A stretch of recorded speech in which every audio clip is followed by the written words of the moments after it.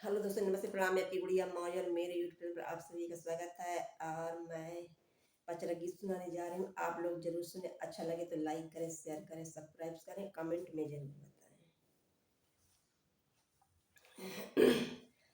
सातों बहिनिया मिले गंगा जी में डूबे की लगाई हो। सातों बहिनिया मिले गंगा जी में डूबे की लगाई हो। तनी धीरे धीरे बहा गंगा मैया मोरी मैया जी नहाई आई हो। तनी धीरे धीरे बहा गंगा मैया मोरी मैया जी नहाई आई हो।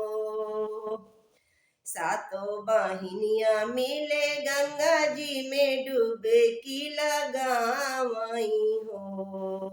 सातों बहिनिया मिले गंगा जी में डुबकी लगाई हो।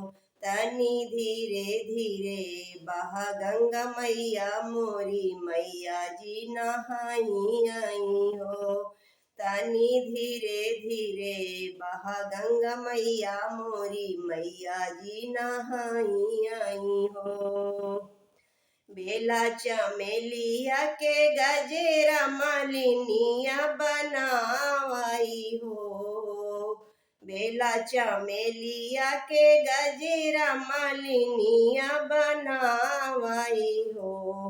मोरी मैया जी के कर सिंगरवायो कजेरा लगावाई हो। मोरी मैया जी के कर सिंगरवायो कजेरा लगावाई हो। लाल रंग के चुनरिया रंग रे जेवर गावाई हो। लाल रंग के चुनरिया रंग रे जेवर गावाई हो। वही चुनरी में हीरा जड़वाई ओ माई के ओढ़ाई बेहो। वही चुनरी में हीरा जड़वाई बेओ माई के ओढ़ाई बेहो। मैया के नाके कहना थुनिया सोनेरा ले आवाई हो। मैया के नाके कहना थुनिया सोनेरा ले आवाई हो। और लइके आवे सोनेवा के हारे मैया के पहिरावाई हो। और लइके आवे सोनेवा के हारे ओ मैया के पहिरावाई हो। सज धज के सातों बहिनिया सेवा के घर जई आई हो। सज धज के सातों बहिनिया सेवा के घर जई आई हो। मौरिया गुड़िया जी पचेरा सुनाई है तो मैया खुश होई आई हो। मौरिया गुड़िया जी पचेरा सुनाई है तो मैया खुश होई आई हो।